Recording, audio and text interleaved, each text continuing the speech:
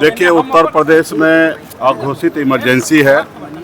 वहाँ की सरकार जो है बहुत ही तानाशाह है।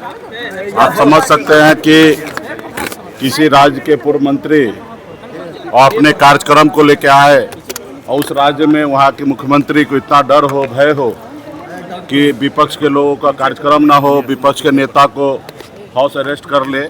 ये दर्शाता है कि सरकार डरी हुई है और लोकतंत्र को नहीं मान रहे हैं। अघोषित इमरजेंसी है और ऐसे सरकार को आने वाले समय में उखाड़ फेंका जाएगा। अभी हम लोग वहाँ पे काम कर रहे हैं और बहुत मजबूती से सरकार को आने वाले समय में जवाब देंगे। राजू सिंह को 4 साल 2 महीने का सजा सुनाया गया था। आर्म्स एक्ट पर 2 महीने का अतिरिक्त सजा सुनाई गई और 25 लाख का जुर्माना भी किया गया है। लेकिन सर देखिए, सजा जिसके लिए हुई है वो हत्या की सजा नहीं है। देखिए अभी जो भी सजा हुआ है वो आप लोगों के सामने में है। मैं तो मानता हूँ कि 4 साल का नहीं 14 साल का उसको सजा होना चाहिए। धोखेबाज है, बेईमान है और हत्या उन्होंने किया है और ये सिद्ध हो गया कि उन्होंने हत्या किया है। और उसमें मैं पीड़ित परिवार से भी आग्रह करूंगा कि इसको चुनौती ऊपर हाई कोर्ट, सुप्रीम कोर्ट में दे। वो 4 साल नहीं 14 साल का उसका सजा होना चाहिए। आप बताइए कि हत्या उन्होंने किया सिर्फ 4 साल। आर्म्स एक्ट के तहत उनको दोषी माना गया सिर्फ 2 महीना।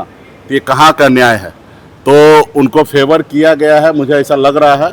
और मुझे लगता है कि अभी भी न्यायालय पे भरोसा सबको रखना चाहिए और ऊपरी अदालत में उनको चैलेंज करना चाहिए और उनको 4 साल नहीं 14 साल का सजा होना चाहिए। सिक्योरिटी जो है वो दी गई है, सिक्योरिटी दी गई है। नहीं, निश्चित तौर पे देखिए, बिहार में सरकार के पास कोई काम धंधा नहीं है।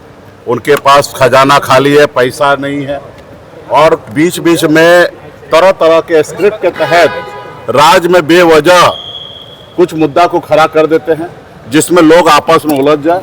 असली मुद्दा जो जनता का जो है, युवा का जो है, किसान का है, उससे भटकाने के लिए आप बताइए ना, ये सरकार के पास क्या है सोच है कि 10 दिन पहले आप सुरक्षा वापस कर लेते हैं, 10 दिन के बाद वो सुरक्षा दे रहे हो, क्यों थूक के चाट रहे हो?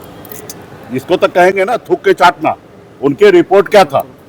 अगर सुरक्षा हटाना था तो फिर 10 दिन के बाद दिया क्यों?